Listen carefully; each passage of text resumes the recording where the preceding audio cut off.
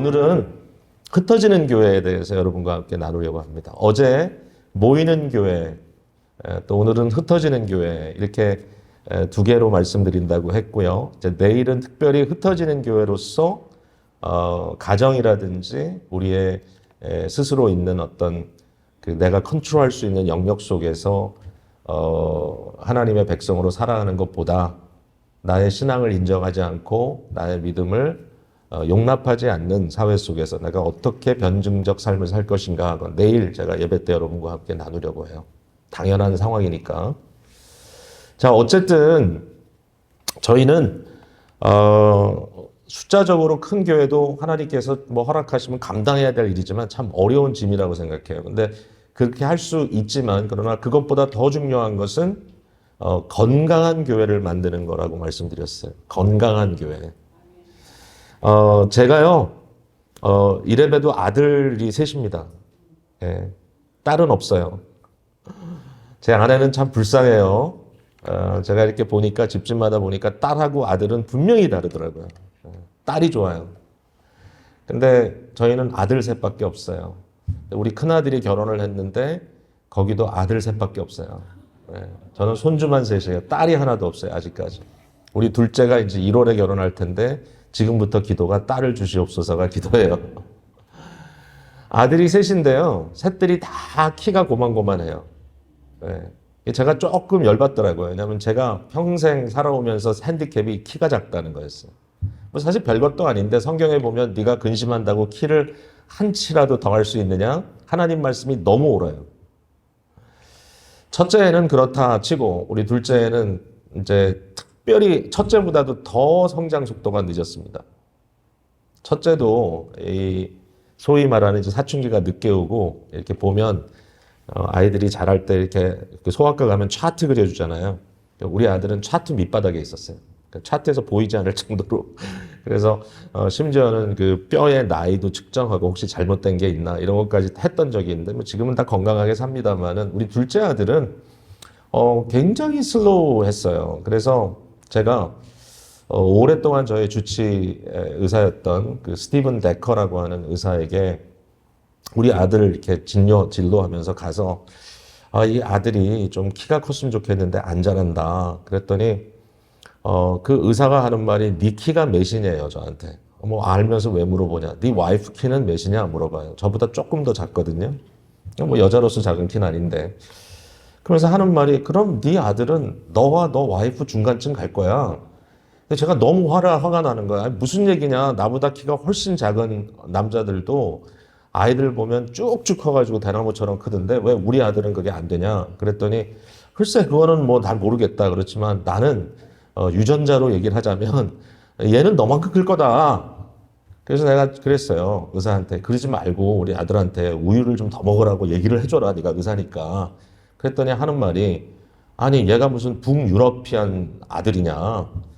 코리안인데 내가 왜 우유를 먹으라 그러냐. 김치를 먹으라 그러지.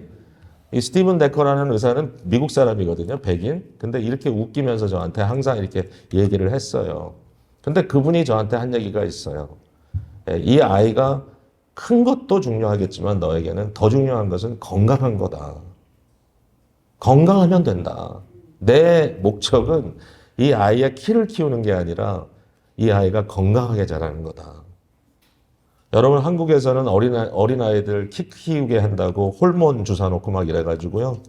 키는 큰데 피식피식 막 쓰러지고 막 그런 애들 생겼었죠. 이게 문제예요. 요새 뭐 아이들이 막 키들이 엄청 큰다 그러는데 뭐 제가 생각할 때는 그게 영양가도 좋아지지만 요새는 또 그 음식물을 만드는데도 그로스 호르몬 같은 거를 많이 써가지고 그 영향도 좀 있지 않나 생각도 되고 하여튼 여러 가지 부작용도 많이 생기는데 제가 우리 둘째 아들을 생각할 때마다 얘가 운동이란 운동은 다 잘해요. 뭐 어릴 때도 그 커뮤니티에서 야구 같은다 하면 얘가 피처로 나가면 상대가 아주 꼼짝을 못했어요. 어린 시절에도. 지금도 뭐 골프면 골프, 농구면 농구 못하는 게 없어요. 근데 그만해요 그냥. 근데 너무 건강해요. 제가 보니까 하나님께서 우리에게 주시는 이 인사이트가 그건 것 같아요. 왜 우리가 이렇게 비대한 걸 좋아할까요? 살찐 걸 좋아할까요? 그래서 좋지 않아요. 저도 살이 너무 쪘어요. 컨트롤 좀 해야 되는데. 어쨌든 사실은 건강한 게 제일 중요하잖아요. 맞죠? 맞죠, 여러분? 동의하시죠? 건강한 교회가 되는 것이 살찐 교회가 되는 것보다 더 중요합니다. 제가 어제도 말씀드렸지만 30명으로 성공하는 교회, 300명으로 실패하는 교회, 3,000명으로 성공하는 교회, 3만 명으로 실패하는 교회. 그 사이즈가 중요한 게 아니다. 성공과 실패는 사실은 퀀티티, 숫자에 달려 있는 것이 아니라 올바른 신앙 고백과 그 신앙 고백과 우리의 삶의 연결고리가 있는 것, 그리고 기도의 삶, 그 다음에 사랑의 공동체, 그리고 내 삶을 세상으로 쏟아 부을 수 있는 그러한 이 내향적 삶의 모습, 이런 것들이 갖춰질 때 얼마나 건강하고 신나는 크리스찬의 삶을 살 수 있는지 몰라요. 교회는 그것을 포스터 해주면 돼요. 각자 잘하도록. 또 함께도 모일 때도 그런 걸 하고요. 그래서 지금 계속해서 건강한 교회를 생각하고 있는데요. 자, 흩어지는 교회. 교회가 존재하는 방식은 모이는 교회가 있고 흩어지는 교회가 있다고 말씀드렸습니다. 오늘은 이제 모이는 교회 얘기보다 흩어진 교회를 더 할 텐데, 모이는 교회는 왜 모여야 된다 그랬죠? 우리가 6대1의 리듬에서 특별히 하루라고 하는 날이 너무 중요하다. 이 6대1의 리듬 중에서 그 one day, 사실은 그날 때문에 6일이 존재하고 또 6일은 그날을 준비하는 것이고 그날에 파송되어 6일 동안 나가는 것이다. 그래서 특별히 모이는 교회는 예배, 그리고 코이노니아, 예, 서로 양육하고 교제하는 것, 그리고 마지막으로 훈련, 하나님의 말씀을 통해서 믿음의 사람으로 정체성을 확립하여 나가고 그 정체성에 따라 살아가도록 훈련하는 것. 사실 이 마음의 훈련, 삶의 훈련이 같이 간다는 거 굉장히 어렵지만 우리가 끊임없이 노력해야 돼요. 끊임없이. 네, 이 훈련을 통해서 파송하기 위한 것. 사람을 위해서 수고한다는 게 참 어렵다는 걸 저는 개척하고 느꼈어요. 교회 개척을 하고 나니까요. 그 특별히 교회가 이렇게 처음 성장해 나가는 이게 처음 베이비 스텝이잖아요. 이럴 때 누가 함께 그 교회에 있느냐가 되게 중요하더라고요. 그래서 참 처음부터 모두가 성숙한 분들이면 얼마나 좋겠어요. 근데 제가 처음에 교회 개척을 하니까, 이건 제 얘기예요. 이 교회 얘기가 아니고. 그러니까 여러분 오해하지 마세요. 근데 개척을 하니까 이제 어떤 이슈가 생기냐면은, 저는요, 제가 35에 개척을 했기 때문에 제 나이 또래 30대가 교회로 올 줄 알았어요. 근데 그게 아니었어요. 죄송하게도 50대 교우들이 많이 교회에 처음 왔습니다. 많다는 건 이제 비교적 그 숫자가 더 많았다는 얘기예요. 저는 처음에 그걸 잘 몰랐어요. 왜 그랬는지. 그러니까 알고 봤더니 다른 교회에서 10년, 20년 신앙생활 하다가 50대가 되면 중요한 시기더라고요. 그때 상처받은 분들이 우리 교회로 오시기 시작했어요. 그 상처라는 게 무섭더라고요. 근데 상처의 종류도 여러 가지지만 모든 사람들이 오해받았다는 그 마음을 갖고 있는데, 그 중에 특별히 30대건 40대건 신앙생활 하면서 굉장히 아주 화려한 승리를 맛봤던 사람들이 계셨어요. 그러니까 제가 35살의 젊은 목회자니까 완전히 코올리게 목사잖아요. 예, 정말 엄마 모유 냄새 나는 언뜻 보면 이제 어린애잖아요. 50대가 30대를 보면 얼마나 어려 보여요. 그러니까 저를 보고 뭔가 이렇게 열심히 하는 모습은 좋은데 미숙해 보이니까 계속해서 코칭을 자꾸 하시는 분들이 계셨어요. 그 중에 이제 한 분은 제가 감당을 할 수가 없었어요. 그분은 저한테 이렇게 얘기했어요. 제 말만 들으면 목사님 반드시 성공합니다. 그 성공 또 나오네. 그래서 어느 정도인가 하면은 이렇게 저희 이제 예배 설교하러 들어가려면 저희도 이제 앞문으로 이렇게 들어오는데, 제가 성경을 이렇게 끼고 들어갈 준비를 하고 가면 그분이 딱 그 문에서 기다리고 있다가 제 팔을 딱 붙들면서 하는 말이, 목사님 설교할 때 이런 말씀하면 안 됩니다. 그러니까 제가 말씀 하나 붙들고 지금 교회를 개척해 나가는데 얼마나 황당하겠어요. 그래가지고 그런 일이 반복되니까 나중에는 제가 못 견디겠더라고요. 그래가지고 하나님 앞에 작정하고 기도했어요. 제가 뭐라고 기도했는지 아세요? 하나님 감사합니다. 처음엔 다 이렇게 좋게 나가잖아요. 귀한 교회를 세워주시고 오늘까지 기쁘게 사역할 수 계셔서 감사합니다. 그런데 이 사람이 문제입니다. 주님. 새벽 기도 때 엎드려가지고 기도하는데 제가 이제 기도하다가 그 하나님께 이제 기도를 하다가 이제 제가 막 복받쳐가지고 감정이 복받쳐가지고 하나님 빼내어 주시옵소서 그러면서 기도하기 시작했어요. 다 충격받으셔서 얼굴들이 다 굳으셨네 지금. 제가 이제 아니 목사가 무슨 교인을 빼내달라고 기도를 해요? 근데 진짜 제 마음이 기도하다가 막 열을 받아가지고 주님 감당할 수 없사오니 옮겨달라고 이분을 다른 교회로 가게 해주시든지 잘 모르겠습니다만은 좀 빼내어 주시옵소서라고 기도를 막 하고 있는데 갑자기 하나님께서 정말 제 마음을 치시는 그런 경험을 했어요. 우리 교회 초기에게 성령님께서 성령이 검이더라고요 정말. 말씀의 검을 가지고 제 마음을 팍 찌르시는데 어떤 말씀이 드냐면 이런 말씀이 들어요. 누구든지 나를 따라오거든 날마다 자기를 부인하고 자기 십자가를 지고 나를 따를 것이니라. 이렇게 얘기를 하시면서 이 얘기를 하세요. 교회는 너의 면류관이 아니다. 교회는 너의 십자가다. 근데 그 말이 그렇게 서럽게 들리더라고요. 이 성도는 너의 면류관이 아니고 너의 십자가다. 적어도 상처받고 온 영혼들. 얼마나 자긍심의 상처를 받았으면 그렇게 해서라도 자기를 증명해야 되는 이 힘들고 어려운 성도 한 분 한 분이 너에게 주어진 십자가다. 이 교회는 너의 면류관이 아니야. 이 교회는 개척 한번 멋있게 해가지고 젊은 목사가 참 신나게 멋있게 사역한다. 그 얘기를 사람들에게 듣고 박수를 받으려고 교회는 너의 면류관이 아니야. 만일 네가 이 교회를 너의 면류관으로 쓰려고 하는 순간 너는 교회 성도 한 사람 한 사람을 너의 목적을 위하여 다 이용해 먹을 거다. 성도를 이용해 먹는 목사. 저는 그런 목사였던 것 같아요. 제가 뭔가를 해보려고.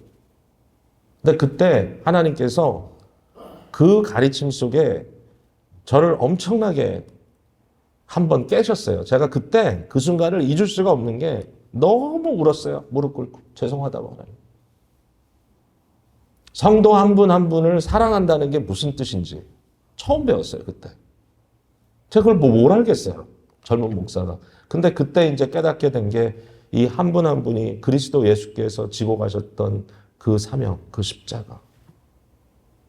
그분들이 본인들도 질 십자가가 있을 거 아니에요. 얼마나 힘들겠어요, 인생이. 우리 모두가 지어야 할 십자가, 그 십자가를 함께 지어가도록 앞서 지어나가는 그 일이 너에게 주어진 일인데 면류관을 쓰겠다고? 여러분, 십자가를 지지 않고 면류관부터 쓰겠다고 하는 사람들 때문에 교회가 문제가 많습니다. 여러분 직분도 면류관이 아니에요. 십자가예요. 여러분 돈 많으세요? 돈도요. 면류관으로 쓰는 순간부터 문제가 생겨요. 돈도 여러분의 십자가가 돼야 돼요. 이건 나의 청지기적 사명이다. 여러분의 자녀들도 여러분의 면류관이 아니에요. 여러분의 십자가예요. 십자가예요. 우리 교회 권사님 한 분이 눈물 흘리며 저한테 왔어요. 그 자녀들을 얼마나 희생적으로 키웠는지 제가 알아요. 아이들이 그 많은 비싼 돈을 들이면서 뉴욕에서 그 비싼 학교 대학 공부하는데 그 공부를 하는 그 모든 것 이분이 아이들한테 빚지게 안 하겠다고 자기는 정말 페니핀처란 말 있죠. 일전 하나 따져가면서 살면서도 아이들을 위해서 너무 후하게 살았는데 자기 딸 하나 있어요. 아들 하나, 딸 하나. 근데 알게 됐다는 거예요. 딸이 대학 가라고 보내준 돈을 알고 봤더니 학교는 다 그만두고 어떤 이상한 남자하고 뉴욕에서 아파트에서 동거하고 살고 있더라는 거예요. 그러면서 하는 말이 하나님, 목사님, 하나님께 제가 정말 감당할 수 없습니다. 그러면서 하는 말이 이건 제가 어떻게 할 수가 없다는 거예요. 왜 그래요? 그랬더니 제 인생의 유일한 자랑은 제 자녀들 뿐입니다. 내가 이 자랑은 절대로 뺏어갈 수가 없습니다. 라고 하나님 앞에서도 그렇게 이야기를 하면서 저한테 막 눈물을 쏟으면서 저한테 막 호소를 하는데 제가 참 어려웠지만 그때 그 권사님 붙들고 같이 기도하면서 말씀했어요. 권사님, 그 딸이 지금은 얼마나 밉겠어요. 배반감 드시죠? 힘드시죠? 근데 여전히 그 딸은 권사님의 딸이네요. 어떻게 하면 좋죠? 글쎄요. 목사님 제가 뭐 어떻게 해야 될지 모르겠습니다. 저는 다른 건 모르지만 하나님께서 그 딸이 그런 딸이기 때문에 권사님께 맡겼다고 생각해요. 권사님 잘못한 거 없어요. 물론 그 딸이 잘못한 거예요. 그럼에도 불구하고 그 딸이 그런 딸이기 때문에 권사님께 맡긴 것 같아요. 그 딸을 십자가로 지세요. 절대로 면류관으로 쓰려고 하지 마세요. 그 순간에 모든 생각이 바뀌어요. 자꾸 제가 이제 오늘 막 가지를 치면서 가는데 경험했던 것들이에요. 이런 것들. 성도 한 사람 한 사람을 주님 앞에 세운다는 것은 굉장히 어려운 일이에요. 그러나 이것이 얼마나 복된 일인지 몰라요. 우리가 그렇게 가야 돼요. 자, 모이는 교회 얘기했습니다. 훈련, 그리고 파송. 파송은 교회 안에서 사역하기 위해서 파송하는 게 아니라 세상으로 내보내는 것이다 그랬어요. 나가게 하는 것이다. 그래서 흩어지는 교회가 너무너무 중요하다. 자, 이 얘기를 제가 먼저 좀 해볼게요. 제가 교회 개척한 얘기를 자꾸 하라 그러니까 할 얘기가 너무 많잖아요. 이거 끝이 안 나서 큰일 났어요. 지금 시작도 안 했는데 제가 교회를 개척하고 그때 한 2년 차 되었을 때 제가 이게 빌려서 보던 교회에서 아주 가까운 곳에 있는 한인교회 목사님이 저한테 전화가 왔어요. 그러면서 한번 만나야 되겠다고. 제가 그 목사님 잘 몰랐습니다. 개인적으로. 교단도 같은 교단이 아니고 이제 상당히 저한테는 좀 생소하신 분이셨지만 그러나 목회를 참 열심히 잘하는 분이라는 건 알고 있었습니다. 그 교회가 뜨는 교회였습니다. 굉장히 성도들이 갑자기 숫자가 불어난 굉장히 아주 열정적이고 말 그대로 성령 충만하고 헌신적인 교회였다는 걸 알고 있었습니다. 선교 많이 하고. 근데 목사님이 만나자 그러니까 저는 알겠습니다. 뭐 제가 한참 아래니까 순종해야죠. 일단 나이로 저를 누르시니까. 그래서 제가 그러면 뭐 어느 식당에서 뵐까요? 뭐 어느 카페에서 뵐까요? 그랬더니 하는 말이 내 사무실로 오세요 이러더라고요. 제가 다시는 그런 일은 다른 사람에게 하지 않습니다. 그거 좋은 거 아니에요. 아무리 그렇다 할지라도. 그러니까 이제 대단히 저한테 야단을 칠 기세로 사무실로 오라 해서 순종하고 갔습니다. 목사님 사무실에 갔더니 저를 앉혀놓고 하는 말이 당신 그따위로 목회하면 안 돼.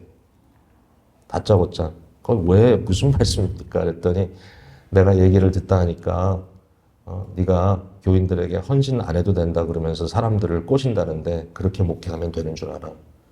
그래서 제가 물어봤어요. 무슨 얘기를 합니까? 그랬더니 네가 설교하는 거 다 들린다고. 그러면 진짜 하시는 말씀이 네가 교인들에게 교회도 자주 나오지 말라 그러고 헌금도 적당히 하라 그러고 네가 봉사도 적당히 하라 그러고 그렇게 사람들에게 이야기한다고 내가 들었다고. 제가 그 얘기를 듣고 깜짝 놀랐어요. 목사님, 저도 정상적인 목회를 하는 정상적인 목사라고 생각하는데 어떻게 우리가 그리스도의 제자로 살아가는데 제가 교우들에게 쉽게 신앙생활 하라고 가르쳤겠습니까? 근데 그건 맞았어요. 제가 성도님들께 이렇게 얘기했어요. 그때 이제 이민 1세, 1.5세 막 트랜지션 되는 시기였어요. 자녀들이 너무너무 부모가 필요해. 제가 그랬어요. 부모님들께 교회만 자꾸 매일매일 나오시려고 그러지 마시고 가정에서 자녀들하고 시간 좀 보내세요. 그러면서 제가 하는 말이 아무리 교회 모임이 많아도 일주일에 3번 이상은 나오지 마세요. 3번도 많아요. 2번이면 좋게요. 주중 모임 1번, 주일. 했더니 사람들이 깜짝 놀라는 거예요. 아니 다른 목사들은 매일 나와서 기도하라고 매일 하라는데 무슨 얘기냐. 제가 뭐 시간을 쪼개가지고 하실 수 있으면 좋겠지만 그러나 부모로서의 할 책임이 있는 거 아니냐. 그런 얘기도 했어요.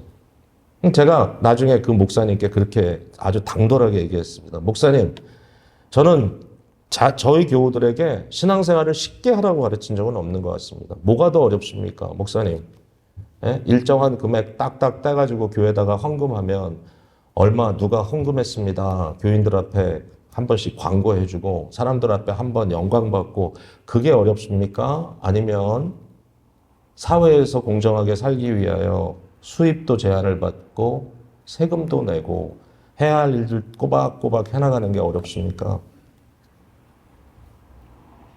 교회에서 유초등부 교사하는 게 어렵습니까? 중요한 일이에요. 어려운 일이에요. 그러나 그게 더 어렵습니까? 아니면 말 듣지 않는 내 자녀들에게 신앙교육하는 게 어렵습니까? 매일 제자 훈련한다고 폴더 끼고 교회 뛰어다니는 게 어렵습니까? 이왕 미국에 살러 왔으면 조금 더 수고하기 위해서 시간 되면 커뮤니티 칼리지라도 가서 영어 몇 마디 배우는 게 어렵습니까? 여러분, 제가 하는 이런 이야기가 여러분에게 이상하게 들릴지 몰라요. 근데 저는 하나님의 역사는 그렇게 협소하지 않다고 생각해요.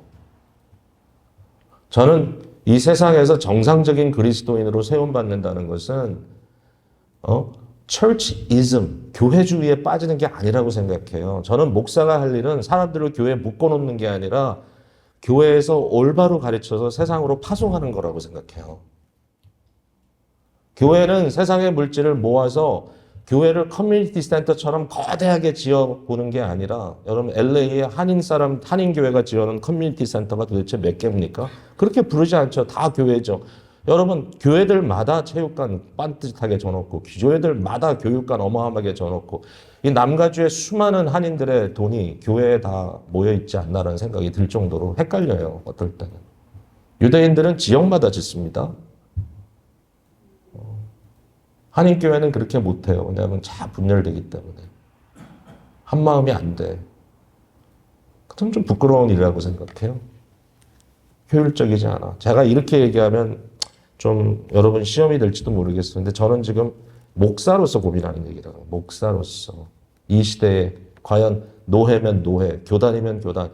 역할을 제대로 하는 거냐. 네? 노회에 가도 뭔가 자기 재산이 있고 건물 번지도 있고 뭔가 교인들도 수백 명 모여야 목에 힘주고 다니는 그러한 노회, 총회 사실 좀 약간 부담스럽잖아요. 부담스럽잖아요. 제가 이런 얘기하면 그래요. 너도 그 정도 됐으니까 그런 얘기하는 거지. 근데 지금만 이런 얘기하는 거 아니에요. 저희 교회는 별로 없을 때도 이런 얘기 했어요. 제가 어른들 앞에서. 네. 흩어지는 교회 너무 중요해요. 자, 오늘 본문에 보면 우리의 삶에 대해서 이렇게 설명하고 있습니다. 사랑하는 자들아 거류민과 나그네 같은 너희를 권하노니 그랬습니다. 거류민이라는 말은 뭐냐면 잠시 머문다는 뜻이에요. 잠시 머문다. 그러니까 이 땅을 살아가는데 우리는 지나가는 자예요. 여기가 내 집이 아니에요. 어떻게 보면 여기가 내 본향이 아니에요. 본향이라고 해야 되겠죠. 그러니까 여기서 내가 영원히 거할 곳이 아니에요. 이 땅이. 그러니까 이 땅은 하나님께서 내게 사명으로 주신 여정이에요. 맞죠? 그 여정을 내가 어떻게 보내느냐가 되게 중요합니다. 그 다음에 나그네라는 말을 영어로는 exiles라고 했는데 이 말은 뭐냐면 마치 유대인들이 가나안에서 쫓겨나서 바벨론의 포로로 잡혀갔을 때 그것을 exile 됐다고 얘기했습니다. 베드로전서 1장 1절에는 이곳저곳에 흩어진 나그네라고 했습니다. Exiles in dispersion. 여기 디아스포라라는 이제 단어가 나오는데 정말 이 세상에 이 세상은 핍박이 있어요. 크리스찬으로 살아가기 위해서 이 세상에 안주해서 나 참 편하다. 거기에는 질문이 생겨야 돼요. 뭔가 거기에 꼬리표가 있어요. 질문이 생겨야 돼요. 그 질문은 뭐냐면 내가 왜 세상에서 이렇게 편하지? 내가 왜 세상에서 이렇게 잘 나가지? 경건하게 살려는 자마다 핍박을 받으리라는 그 말씀이 무슨 의미일까? 왜 나의 삶에는 리지스텐스가 없을까? 왜 나의 삶에는 세상 속에서 영적인 대립이 없을까? 내일 좀 더 얘기할 거예요. 근데 이 세상에선 그럴 수가 없어요. 사실은 우리가 편안하게 산다는 말은 뭐냐면 우리의 인생이 신학적이지도 않고 철학적이지 않다는 거예요. 우리는 육신의 안일함만 생각한다는 거예요. 그럼 편할 수 있어요. 세상은 그건 줄 수 있으니까. 세상이 줄 수 있는 건 뭐예요? 물질적인 아니에요. 줄 수 있어요. 세상이 여러분에게 편한 거 줄 수 있어요. 여러분 편안한 차 타고 다녀서 편안하고 편안한 집에 살 수 있어 편안하고 편안한 직장 생활할 수 있어 편안한 게 그게 편안한 것이라고 생각하면 여러분들 편안할 수 있어요. 세상은 그런 평안은 줄 수 있어요. 그러나 조금만 신학적으로 들어가고 조금만 철학적으로 들어가면 우리의 존재적 불안함 결국은 우리가 이 세상은 잠시 있다 지나가고 우리의 인생은 하나님의 계수를 받을 자라고 하는 그 사실 앞에 과연 나는 그렇게 편안할 수 있을까? 내 영혼이 이렇게 편안한가? 세상에서는요, 세상이 주는 걸 가지고는요, 우리의 마음을 채울 수가 없어요. 인간의 마음은 온 우주를 집어넣어도 채워지지 않는 영원을 지닌 존재예요. 인간의 마음은 물질을 쳐넣어도 그거 가지고 만족할 수가 없어요. 그래야 인간다운 거예요. 그걸 모르고 살아가면 짐승이에요. 그게 깨어나는 게 크리스찬이에요. 그래서 그 깨어남 속에 내게 주어진 안일함이 절대로 거기서 머물 수 없고 뭔가 그것을 사명으로 바꾸지 않으면 안 되는 게 우리의 마음이에요. 그래서 크리스찬들은 항상 마음속에 거룩한 불안감을 가지고 사는 거예요. 흩어진 나그네거든요, 세상에서. 그 사명이에요, 우리의 사명. 네.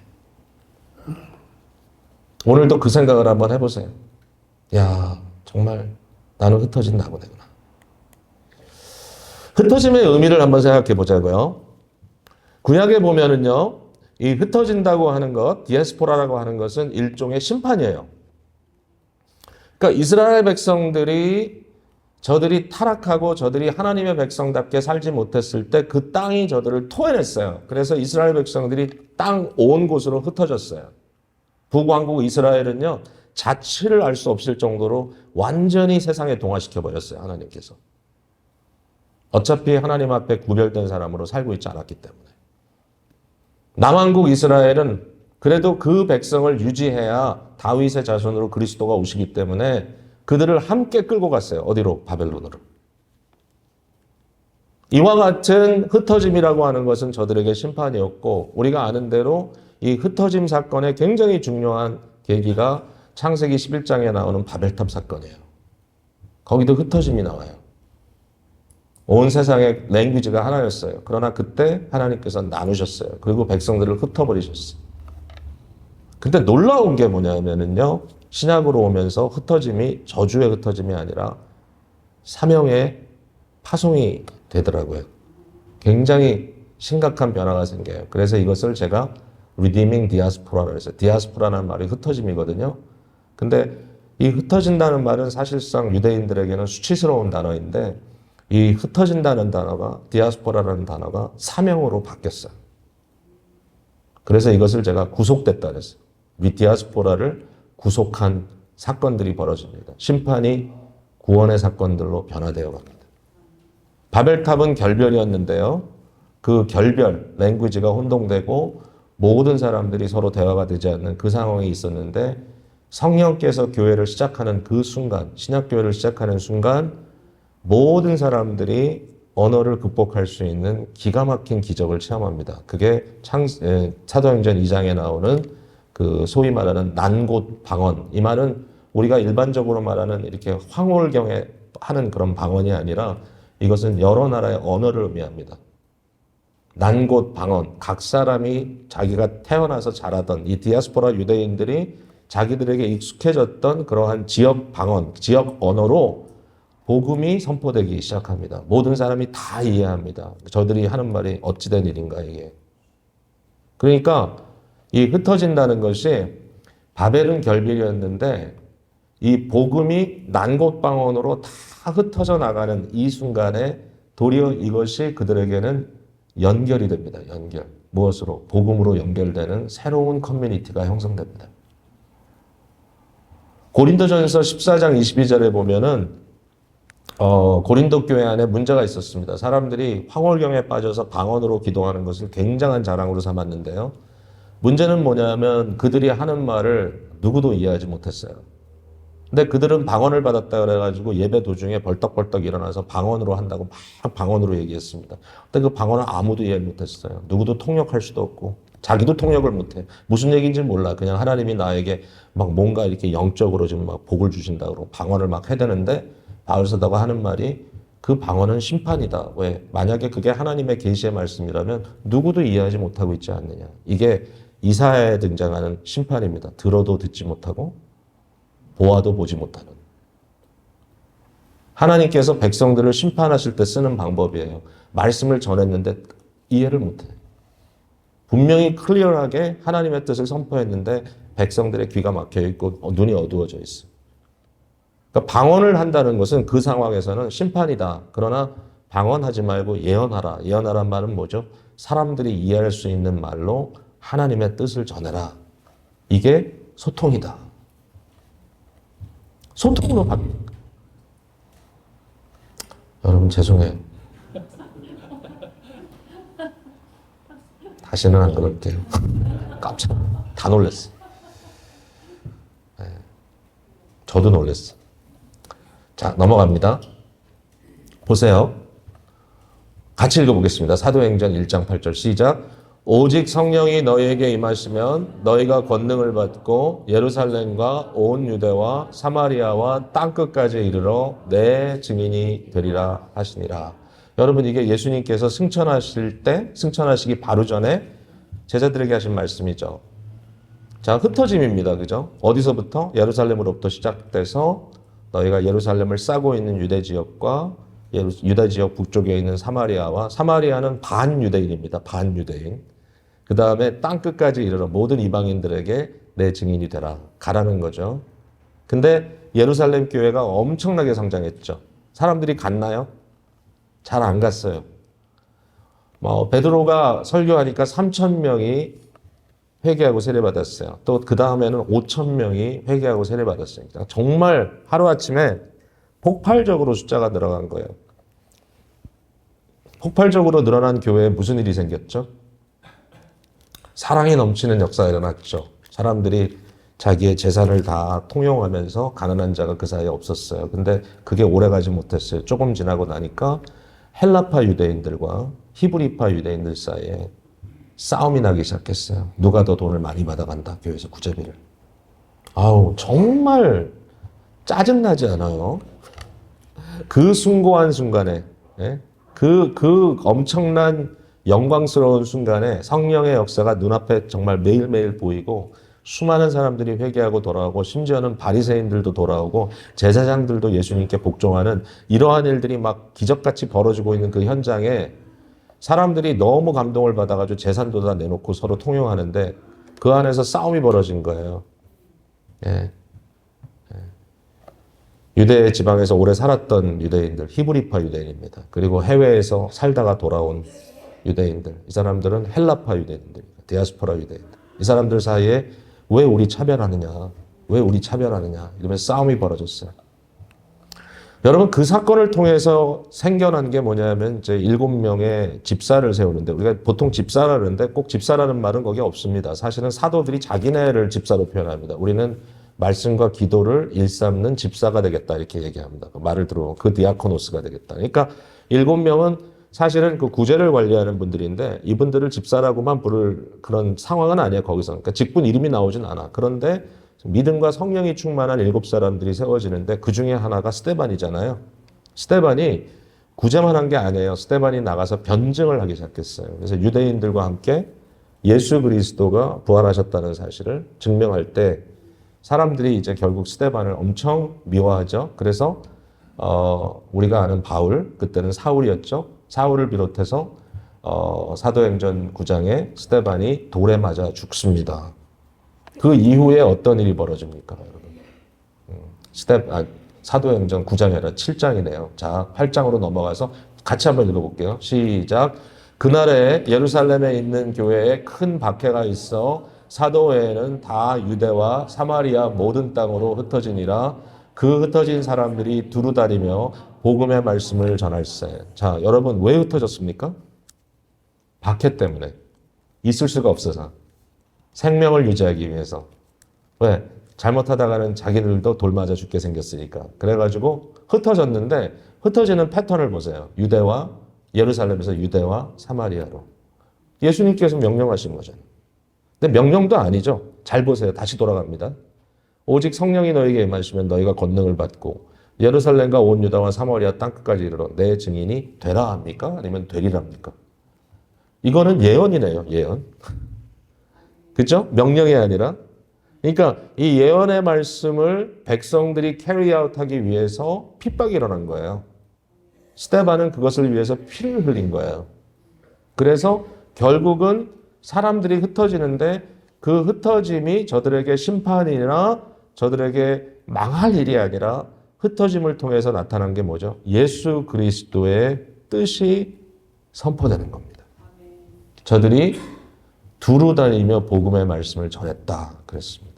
그래서 베드로전서 1장 1절에 이렇게 써 있잖아요. 예수 그리스도의 사도 베드로는 본도, 갈라디아, 갑바도기아, 아시아, 비두니아에 흩어진 나그네, 이 흩어졌다는 말을 유대인들에 대한 얘기가 아니라 이것은 크리스찬들에 대한 얘기입니다. 이 크리스찬들이 이 지역은 소위 말하는 소아시아 지역입니다. 오늘로 얘기하면 터키에 있는 지역 이름들이거든요. 이 터키에 있는 지역 이름들을 쭉 나열하면서 너희가 이곳에 곳곳에 흩어진 나그네로 지금 살아가고 있다라고 말씀을 하셨습니다. 참 기가 막혀요. 여기에 흩어졌다라는 말을 우리가 어떻게 이해하면 좋을까? 저는 여기에 하나님이 위대한 정원사가 됐다 생각합니다. 여러분, 저는 이 정원을 잘 가꾸지를 못해요. 제가 페이션스가 별로 없고 사실은 노동이잖아요. 정원이라는 거. 제 아내는 참 좋아합니다. 자기가 이제 힘이 들어서 못하지 너무 좋아하는데 철이 되면 꽃이 나오는 게 되게 신기하지 않아요? 저희가 살고 있던 집에 최근에 우리가 이제 아파트 같은 데로 이사를 했는데 아직도 이제 그 집에 이제 우리 아이들이 살고 있습니다만은 그 집에 뭐 가을이 되면 타이거 릴리가 피고 뭐 이제 일정한 시간이 되면은 장미가 피어오르고 이제 여기 피어오르는데 여러분 정말 아름다운 정원을 가보면 그 정원사가 이렇게 씨를 뿌려놓은 것 같아요. 아니면 뭐 모르겠어요. 다 꽃이 피기 전에 거기다 이제 이 스템을 갖다 심어놓는지 잘 모르겠는데 위대한 게 뭐냐면요. 똑같은 꽃이라도요. 다른 색깔들이 피어요. 그죠? 근데 그 피어난 꽃들의 색깔들이 다 코디네이션이 돼 있어. 노란 꽃은 이렇게, 분홍 꽃은 이렇게, 빨간 꽃은 이렇게, 보랏빛 꽃은 이렇게. 그래서 그 꽃들이 있는 곳곳에서 너무나 아름다운 조화를 이루고 있다. 여기에 흩어졌다라는 말은 분명히 굉장히 고통스러운 말이지만 그러나 마치 정원사가 씨를 뿌리듯이 하나님의 손에 들려진 하나님의 백성들이 세상으로 뿌려질 때 그 뿌려짐이 막 뿌려지는 게 아니라 하나님의 주권 아래서 뿌려지고 있다. 저와 여러분은 대부분 여기 이민자로 오래 사신 분들이 많이 계시니까 이 이민자로 산다고 하는 현실을 우리는 하나님의 뿌리심의 현실로 받아들일 수가 있어요. 왜 이민을 왔을까요, 여러분? 왜 이민을 왔을까요? 어떤 분들은 자녀 교육 때문에, 어떤 분들은 뭐 여러 가지 상황에 의해서 왔다가 어떻게 하다 보니까 시간이 지났다 이런 분도 계세요. 얘기를 들어보면. 저희 교회는 지금 취업 때문에 이민 오신 분들이 굉장히 많아요. 젊은 세대들이. 대부분 이제 유학파들이 많고 그런 분들이 참 많아요. 연세 드신 분들 중에는 정말 70년대, 80년대, 사실 그 이전에 심지어는 50년대 유학 오신 분도 있어요. 저희 교회. 이제는 뭐 연세가 많으셔서 교회 잘 돌아보지 못하시지만 우리 교회 멤버세요. 여러 이유로 이민을 왔어요. 저는 저희 아버지께서 1973년도에 갑작스럽게 한국을 떠나셔서 미국에 가시겠다고 그러면서 너희들 이민할 거야. 그리고 혼자 가셨는데 미국을 혼자 가셨는데 뭐 아무리 시간이 지나도 돌아오시지도 않고 알고 봤더니 본인은 고생을 정말 죽을 고생을 하신 거예요. 왜? 4년 동안 영주권이 안 나오니까 자녀를 초대할 수도 없고 포기할 수도 없고. 지금 따져보니까 저희 아버지 딱 50세 되었을 때 한국을 박차고 미국을 나오셨더라고요. 제가 생각해보니까 참 대단한 일이에요. 어떻게 저런 생각을 하셨을까? 저는 4년 동안 아버지 보지 못하고 그 다음에 3년 동안 아버지를 가끔 보고 7년 동안 아버지 없이 살다가 여러분이 교회로 모인 여기가 이제 토렌스는 아니지만 토렌스 인근이잖아요. 제가 토렌스에서 살았다 그랬는데 토렌스에서 1년 반 살았습니다. 여기서. 제가 노르트 토렌스 하이스쿨 다녔습니다. 저에게는 지옥과 같은 시간이었습니다. 그 이유를 말씀드릴까요? 7년 동안 함께 지내지 않은 아버지하고 단둘이 살았습니다. 1년만 동안 청소년기에. 그것도 아버지가 핫도그 굽고 햄버거 굽는 장사하셨을 때 저한테는 정말 라이프가 없죠. 학교 갔다가 오면 4시에 가서 햄버거 굽고 10시에 문 닫고 청소하고 집에 오면 11시 숙제 겨우 해가지고 자면 또 새벽같이 나가야 되고 그러니까 계속 반복. 토요일 하루 종일 이래요. 그땐 그랬어요. 1.5세대. 그게 삶인 줄 알았어요. 저는 교회가 너무 좋았어요. 왜? 주일만 해방이니까. 주일만. 제가요. 그래서 그때 하나님께 헌신한 거예요. 주님, 저는 교회에서 살겠습니다. 목사가 됐는데 딱 사역자가 되고 나니까 그때부터 별로 교회가 힘들더라고요. 근데 저는 교회가 저한테는 해방이었어요. 그렇게. 도대체 왜 우리 아버지가 미국을 왔을까? 저는 저희 아버지가요, 위대한 개척자인 줄 알았어요. 나중에 보니까 그냥 반공 사상 때문에 오셨대요. 저 되게 실망했어요. 왜? 이후락 씨가 밀사로 김일성 만나고 와서 남북 공동성명 발표하는 걸 보고 저희 아버지는 이 나라에서 못 살겠다고 미국으로 뛰어갔대요, 혼자서. 저는 유신헌법이나 이런 거 좀 이렇게 독재 타도 정도는 돼야 되지 않나 그랬는데 그런 것도 아니고 그렇게 오셨대요. 그래서 제가 아이고 참 하나님께서 별 이유를 다 해가지고 우리를 미국으로 밀어내셨구나. 근데 그게 하나님의 손에 붙들려서 뿌려진 거라는 거예요. 그러니까 저는요 지금 1.5세로 성장한 게 얼마나 감사한지 몰라요. 기적이잖아요. 에? 부끄럽지만 저희 교회에서 제가 영어로도 설교하고 우리말로도 설교하고 그리고 영어권 학생들도 가르치고 한국어권 학생들도 가르치고 그 다음에 세계 어디를 가도 별로 겁이 안 나요. 이민자로 살았고 1.5세 살았고 물론 요새도 한국에서 자라는 젊은이들이 굉장히 커스모폴리탄하기 때문에 어디를 내다도 주눅들지 않지만 그래도 우리만 못해요. 여러분 단기 선교를 데리고 가도요 1.5세 2세들 데리고 가면요 기가 막히게 적응해요. 이상해. 근데 하나님이 그렇게 하셨어요. 이 시대에 사용하시기 위해서. 여러분이 다 거기에 의미가 있는 거예요. 그 의미를 계속 생각해야 돼. 그러면서 기도해야 돼. 어디에 투자해야 될까? 자, 갑니다. 자, 흩어진다는 말을 제가 설명했고요. 자, 그 다음에 그러면 나그네로 산다는 건 뭐냐? 자, 여러분 보세요. 예레미야 29장 4절에서 7절에 기가 막힌 말씀이 나와요. 자, 유대인들이 바벨론으로 포로로 잡혀갔단 말이에요. 근데 하나님께서 유대인들에게 뭐라고 명령을 하시냐 말이에요. 바벨론에 사는 사람들에게. 자, 한번 읽어보세요. 시작. 너희는 집을 짓고 거기서 살며 텃밭을 만들고 그 열매를 먹으라. 너희가 거기에서 번성하고 줄어들지 아니하게 하라. 너희는 내가 사로잡혀 가게 한 그 성읍의 평안을 구하고 그를 위하여 여호와께 기도하라. 이는 그 성읍이 평안함으로 너희도 평안할 것이니라. 아니 무슨 이런 말이 있어? 마치 일제시대 때 친일파가 있듯이 바벨론 포로기에 친바파가 있나 보지. 친바파? 아니 예레미야는 친바파였나?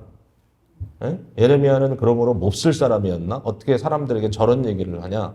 근데 이게 어디에 나오냐면 바로 예레미야 29장에 나오거든요. 조금만 더 읽어 나가면요. 여러분 나중에 성경 한번 찾아보세요. 거기에 무슨 약속이 나오냐면 70년이 지나면 너희가 반드시 돌아가리라는 말이 나와요.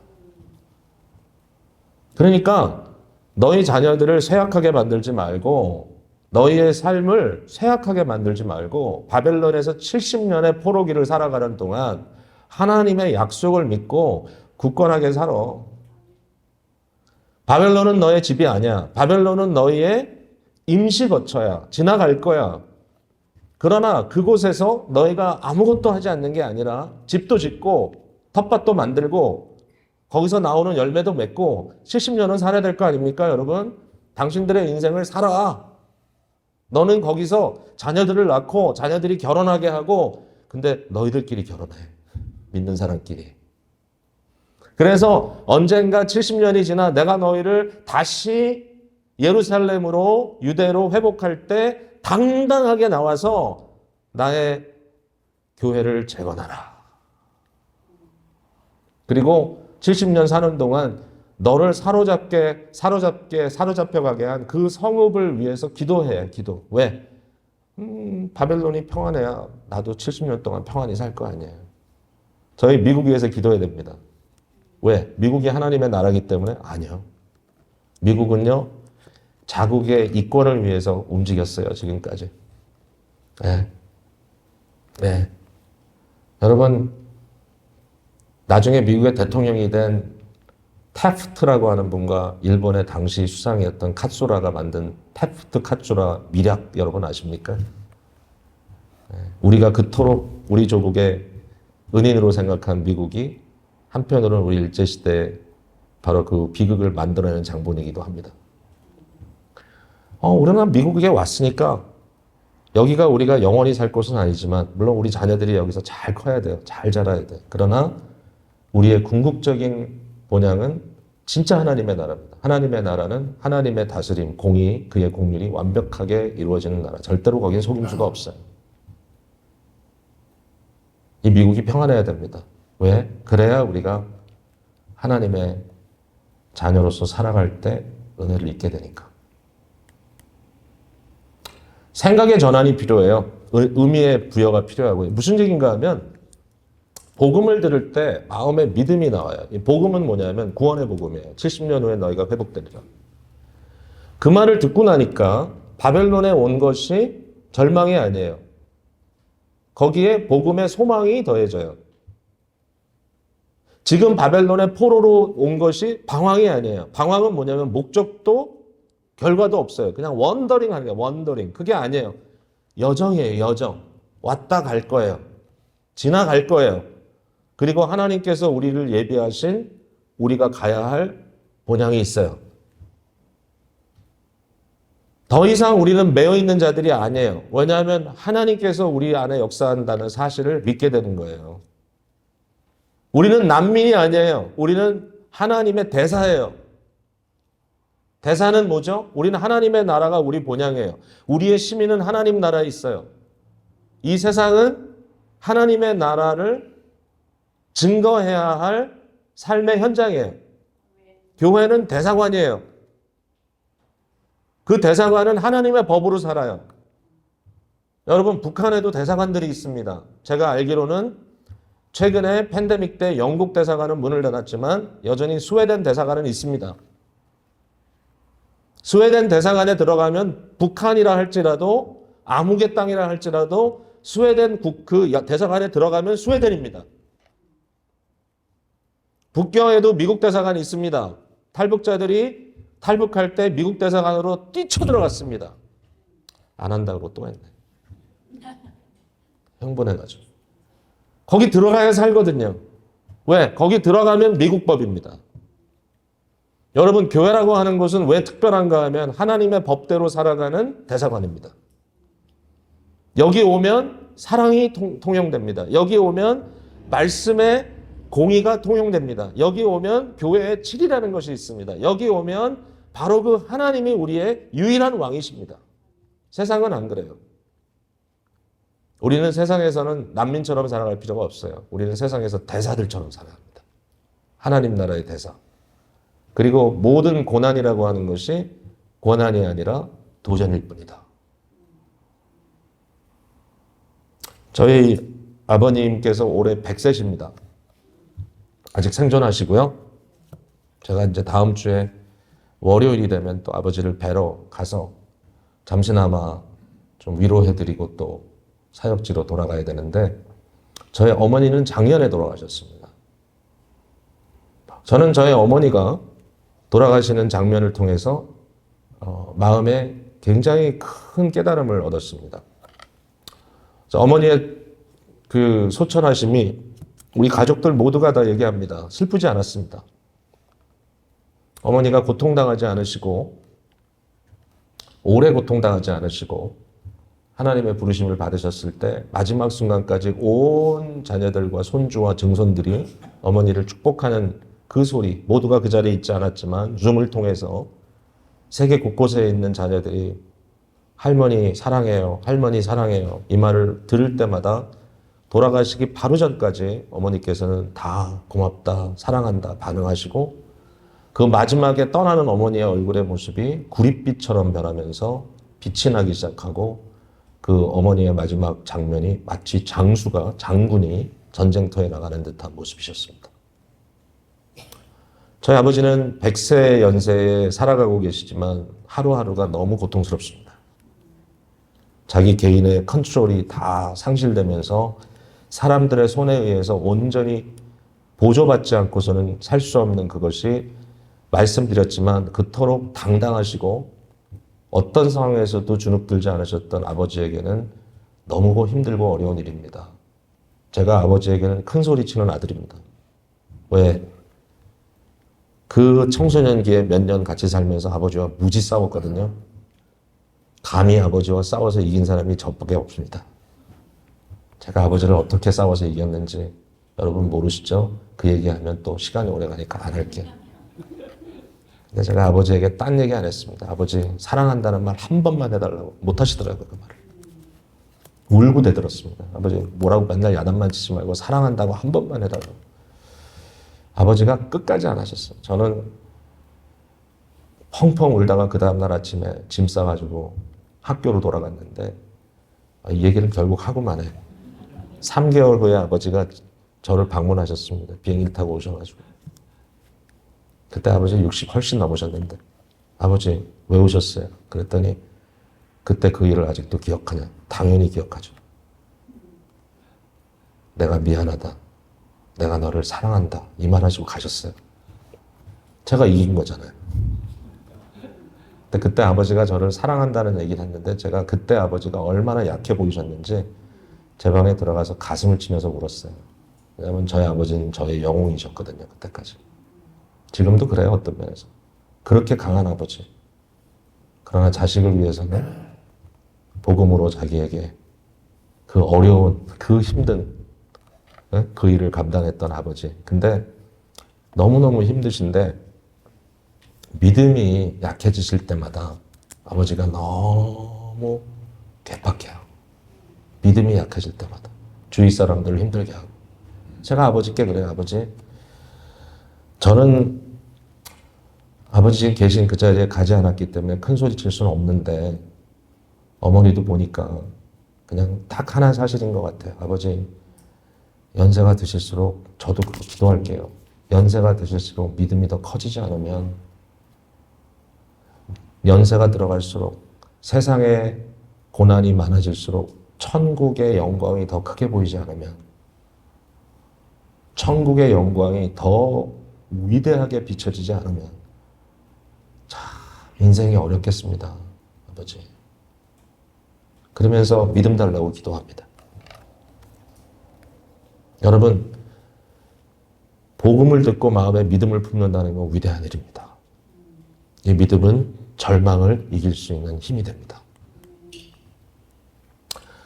하나님은 주권적으로 구원을 이루셨습니다. 그 계획과 실행을 하셨는데요.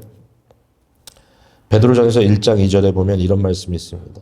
곧 하나님 아버지의 미리 하심을 따라 성령의 거룩하게 하심으로 순종함과 예수 그리스도의 핏부림을 얻기 위하여 택하심을 받은 자들.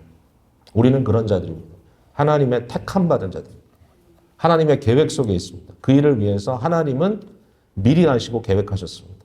성자 하나님 그리스도는 우리를 위하여 2000년 전에 역사 속에 들어오셔서 십자가에 달려 돌아가셨습니다. 그리고 성령 하나님은 시간과 장소를 공간을 초월해서 그리스도 예수의 보혈의 피를 우리의 심령에 뿌려주십니다. 여러분, 이 시간이 위대한 시간인 이유는 바로 이 삼위일체 하나님의 구원의 역사 속에 이 순간이 있기 때문이에요. 여러분 느끼세요? 여러분 지금 현재 이 순간은 성부 하나님의 계획과 성자 그리스도의 피 뿌리심과 성령님의 이 그리스도의 피를 여러분의 심령에 바르시는 역사 속에 존재하는 거예요. 이게 우리의 소망이고 이게 우리의 확신이고 이게 우리의 믿음이에요. 하나님이 우리를 위하시면 누가 우리를 대적하리요? 누가 우리를 그리스도 예수 안에 있는 하나님의 사랑에서 끊으리요? 아무것도 끊을 수 없어요. 그러니까 우리가 세상에 나가서 어제 말씀드린 대로 미가서 6장 8절 말씀처럼 정의로운 삶을 살고 사랑의 섬김을 하고 하나님의 나라를 선포하며 살아가는 겁니다. 우리가 흩어지는 교회를 해야 할 일은 이겁니다. 여러분의 있는 자리에서 여러분은 fair하게 살아야 합니다. 크리스찬들이 비겁해서도 안 되고, 크리스찬들이 사람들 등쳐먹어서도 안 되고, 크리스찬들이 사람들에게 치사하게 보여서도 안 되고, 크리스찬들이 세상에 그리스도의 가치를 갖고 살아갈 때 여러분은 믿음직한 사람이 되어야 됩니다. 이게 복음입니다. 우리가 그렇게 살 수 없는 존재지만 그리스도 예수 안에서 성령의 은혜로 말미암아 감당할 수 있는 자들로 변화되어 가고 있습니다. 우리는 사랑으로 섬겨야 합니다. 디아코니아. 어떻게 합니까? 힘들고 어렵고 궁핍한 자들을 돌봐줘야 합니다. 이들은 자격이 없어요. 그러나 섬겨드려야 합니다. 여러분, 이 공의와 사랑이 함께 가는 것이 하나님의 성품이고요. 그 하나님의 나라를 예수 그리스도 안에서 어떻게 나의 인생이 바뀌었는지, 어떻게 그 안에서 나의 삶의 목적이 바뀌었는지, 과연 하나님의 나라는 나에게 어떤 의미인지를 매번 사람들에게 나눌 수 있는 준비를 하고 사셔야 합니다. 이게 파송된 교회에 여러분에게 주어진 사명입니다. 제가 이렇게 얘기를 하는 이유가 여러분이 꼭 좀 이해했으면 좋겠어요. 그래서 그래요. 자, 구약 성경에는 세 가지 직분이 나옵니다. 왕, 제사장, 선지자. 아시죠? 이 세 가지 직분이 개별적인 직분이었고 이를 위하여 성령의 기름 부음이 저들에게 있었습니다. 그런데 이 모든 직분자들은 완전한 자들이 아니라 예표였습니다. 예표. 누구를 위한 예표? 예수 그리스도를 미리 보여주는 그림자들이었습니다. 예수 그리스도는 왕이요, 제사장이요, 선지자입니다. 그런데 그리스도가 머리 되신 교회 안에 모든 성도들은 왕 같은 제사장이요, 선지자가 되었습니다. 그래서 그리스도 안에서 우리는 왕 같은 공의로움, 그리스도 안에서 제사장 같은 사랑의 섬김, 그리고 그리스도 안에서 선지자 같은 하나님 나라의 선포를 감당하는 존재가 됐다라는 말씀을 여러분께 드립니다. 여러분, 교회 안에는 공의를 의미하는 칠의장로, 국률을 의미하는 시무집사, 그리고 선포를 특별히 개별적으로 의미하는 목사라는 특별한 직분들이 있습니다. 제가 많이 얘기 안 하겠습니다. 이 직분자는 구별됐다는 의미보다는 사역적 리더십을 감당하라고 세우신 것입니다. 저는 여기에 이렇게 썼습니다. Not exclusive, 즉 이 사람들만 이걸 하는 게 아니라 but intensive, 더 강조된 사람들이다. 왜냐하면 섬기는 리더로 다른 분들을 이끌어가야 될 책임을 갖고 있기 때문에. 근데 많은 분들이 교회에서 장로되고 집사되고 하는 것 때문에 시험도 받고 상처도 받고 그래요. 근데 제가 여러분께 꼭 드리고 싶은 말씀은 흩어진 교회 모든 성도에게 주신 명령이라는 거예요. 여러분 매일의 삶, 파송받은 자리에서 여러분은 그 자리에서 장로로, 집사로, 목사로 사세요. 여러분은 가정에서 장로가 돼야 되고, 가정에서 집사가 돼야 되고, 가정에서 목사가 돼야 됩니다. 디모데전서 3장에 보면 너희들이 감독, 즉 장로를 세울 때 이런 사람을 세워라. 어떤 사람 세우라 했죠? 저희들 자녀들이 믿음에 순종하고 있는가? 교회 밖에 외인들이 그들을 인정하고 있는가? 외인은 누굽니까? 불신자들. 그들 앞에서 그들이 먼저 장로가 되지 않으면 교회에서 장로가 되면 안 된다. 그들이 먼저 세상에서 집사가 되지 않으면 교회에서도 집사 역할을 제대로 못한다. 목사도요, 안에서 세는 게 밖에서 세고 밖에서 세면 안에서 셉니다. 여러분, 제가 목사들에 대해서 좀 스스로 비판적입니다. 제 자신도. 왜냐하면 가끔 보면 너무 우물 안의 개구리 개토화 돼가지고요. 세상에서 지금 무슨 일이 벌어지는지 안 보이나 봐요. 제가요, 중국 연길이 확 열렸을 때 연길에 선교사님들 교육 때문에 제가 갔다가 깜짝 놀랐어요.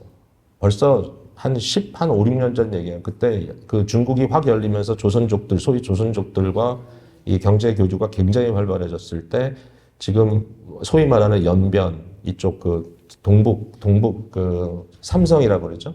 이 동북 삼성에 그 중국에 그 당시에 선교사가 수천 명이 들어가 있었어요. 제가 이분들을 훈련하기 위해서 갔어요. 근데 이제 중간에 식사를 한다고 거기 한국 식당이 있더라고요. 근데 한국 식당이 너무 아주 잘 해놨더라고요. 활발하게 음식도 맛있고. 근데 거기 서빙하는 분들이 다 조선족들이에요. 한국말도 하시고 중국말도 하시고. 근데 선교사님들이요, 선교사인지 다 알아요. 근데 얼마나 거기서 서브하는 조선족들을 하대하는지 제가 너무 부끄러웠어요. 막 종처럼 부려요. 막 뭐라 그러고. 그 사람들은 이 사람들이 선교사인지 다 알아요. 제가 그걸 보고 참 이 사람들이 눈이 멀었구나. 지금 왜 여길 와 있어? 선교는 선교대로 하는데요. 가장 평범한 삶의 자리에서 공의롭지도 않고 국률하지도 않아요. 그럼 뭐예요? 그 무슨 선교사예요? 선교사는 그 지역사회의 채플린이에요. 목사는 지역사회의 채플린이에요. 목사들이 시민의식도 없고 사람들에게 손가락질 받는 그러한 존재가 되면 어떻게 목회를 합니까? 안 되죠.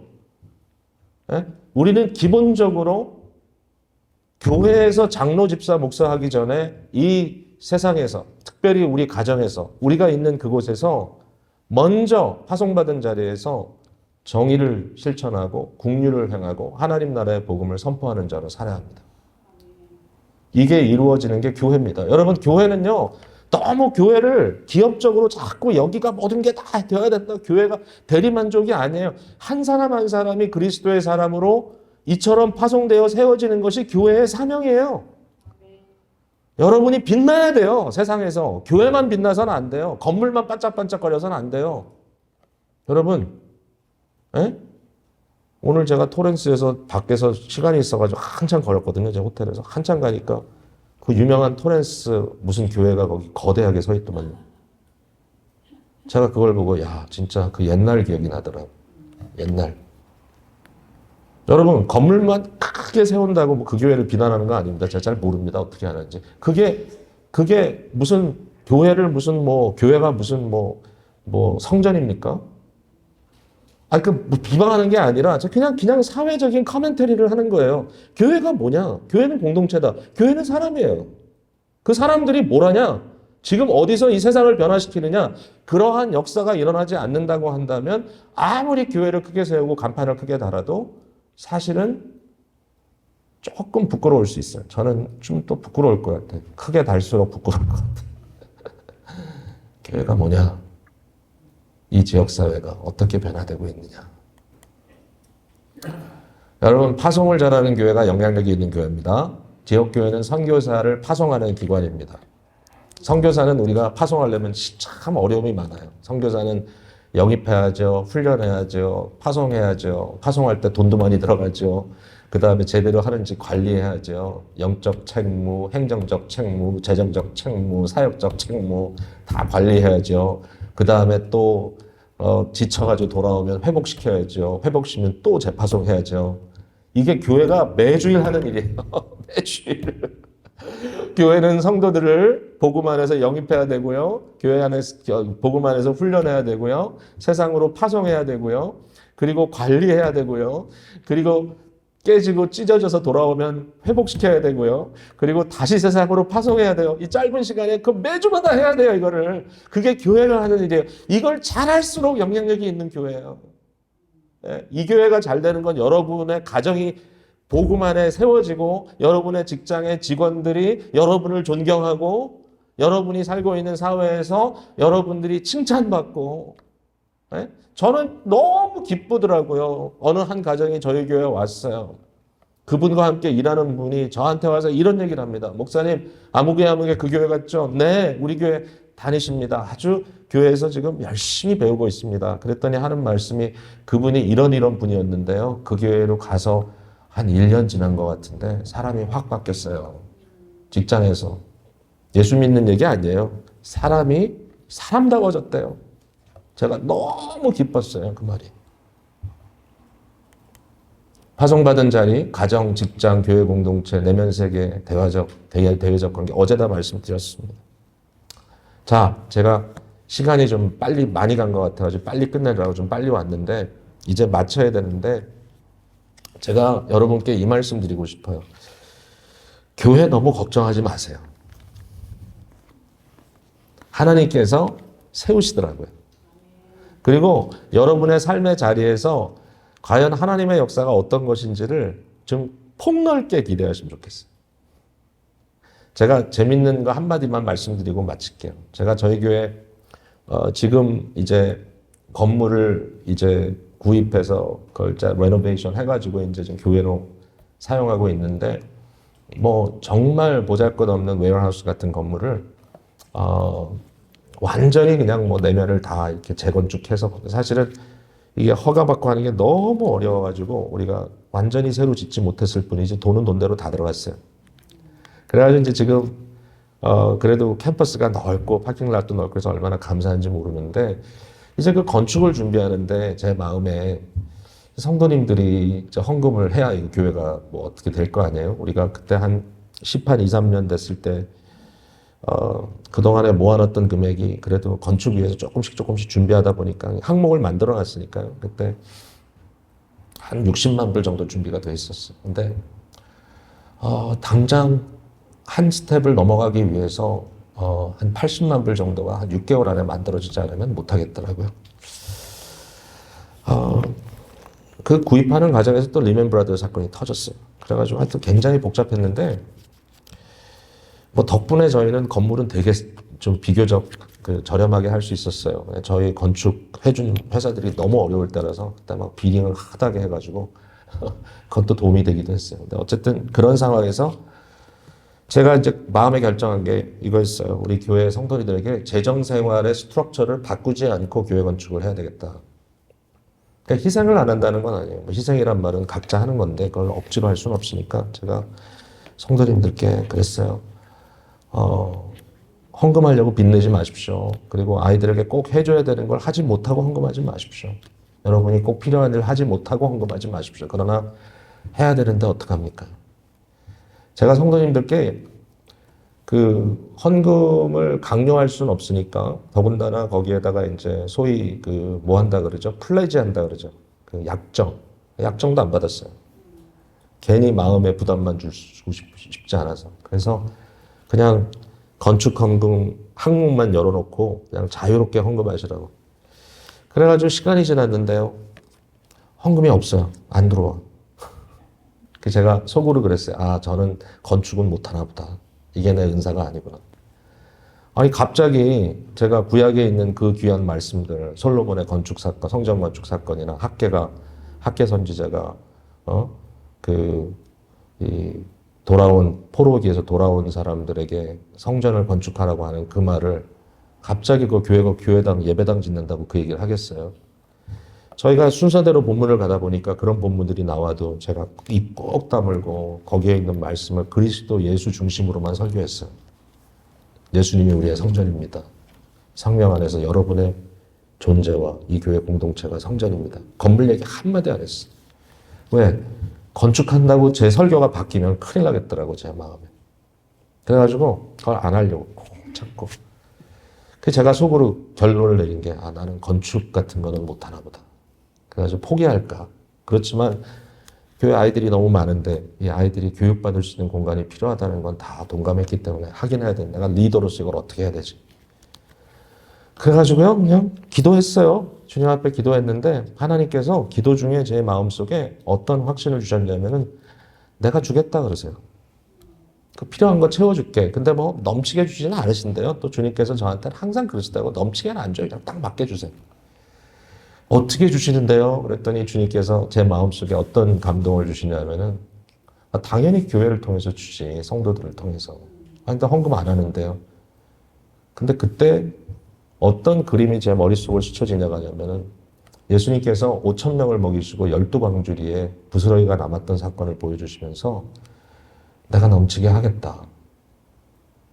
그래가지고 제가 그때 인사이트가 팍 왔어요. 이렇게 쫙 와가지고 당회원들께 먼저 쫙 얘기하고 그다음에 교우들 앞에서 이제 비전 캐스팅을 하는 거예요. 여러분, 제가요 이거 뭐 계시를 받은 건 아닌데 하나님께서 제 마음에 은혜를 주셔가지고 이거 좀 깨달음이 온 것 같다고 하나님께서 제가 다 투명하게 공개했죠. 몇 월 며칠까지 80만 불 필요한데 여러분 어떻게 우리가 하겠습니까? 뭐 그 당시만 해도 뭐 큰 교회도 아니고. 그런데 이거 어떻게 해야 되죠? 근데 그냥 구자만 열어놓고 헌금하는데 헌금이 안 들어와서 굉장히 좀 지금 당황하는데 하나님께서 제게 주신답니다. 주시겠다 그러네요. 사람들이 눈이 동글동글. 근데 여러분 통해 주신대요. 그랬더니 다들 실망해가지고 여러분 통해 주신대요. 근데 여러분 저한테 약속 한 가지만 해주세요. 성도님들 다 있는 데서 약속을 받았어요. 무슨 약속을 받았냐면 지금부터 이 헌금이 필요한 앞으로 3개월까지 여러분들이 저하고 약속하는데 그 기간 동안에 여러분이 전혀 예측하거나 기대하지 않았던 돈이 남으면 그것은 성전 건축을 위해서 하나님께서 12광주리로 남겨주시는 거라고 믿을 수 있으시겠냐고. 그랬더니 처음엔 갸우뚱하다 제가 설명을 또 했죠. 이게 무슨 얘기인지. 여러분 배불리 먹고 12광주리 남겨주시면 그거는 여러분들이 이 일을 위해 쓰라고 주신 거라고 여러분이 믿겠냐고. 그랬더니 성도님들이 믿자의 본전이잖아요, 이거는. 그러니까 아멘 하시더라고요. 근데 그 다음 날부터 기적이 일어나기 시작합니다. 네, 버스턴에서 이사 온 장로님 한 분이 우리 교회는 협동생활입니다. 목사님, 오늘요 제 메일 박스에 체크가 하나 왔습니다. 제가 이전에 버스턴에서 다니던 회사에서 이만큼 돈이 남아있는 게 있다고 저한테 보냈는데 이게 12광주리입니까? 그래서 장로님 그거 기대한 거 아니죠? 전혀 기대 안 했습니다. 그거 어차피 없을 돈이죠? 예, 어차피 제가 있다고 생각 안 했던 돈입니다. 12광주리입니다. 드리세요. 가난한 유학생이 연락이 왔어요. 좀 마음은 아픈 일이에요. 목사님, 1,000불짜리 체크가 하나 왔습니다. 그건 뭔데? 장학금이 왔는데요. 이건 제가 신청도 안 하고 기대도 안 했던 돈인데요. 물론 쓰려면 제가 쓸 수 있습니다. 근데 혹시 이거 12광주리일까요? 믿음대로 해. 믿음대로 해. 여러분 3개월 만에 80만 불이 채워지더라고요. 그 저희 교회 장로님들이 저랑 맨날 하는 얘기가 있어요. 무슨 프로젝트가 생기면 눈 서로 이렇게 쳐다보면서 주실 거예요. 무리는 안 해요. 절대로. 저는 모든 성도님들이 어제도 얘기했지만 우리의 삶의 10%를 하나님과 나의 관계, 성도들의 공동체를 위하여 쓸 수 있는 마음만 있다면 그걸 잘 매니지하는 교회가 다 할 수 있다고 생각해요. 근데 정말 믿어요. 하나님은 살아계세요. 그리고 교회를 통해 일하세요. 그리고 여러분을 통해서 세상을 축복하기를 그렇게 원하세요. 그걸 그렇게 해달라는데 우리의 영광, 면류관 아니에요. 십자가예요. 지고 가시는 성도님들 되시기를 주님의 이름으로 축복합니다.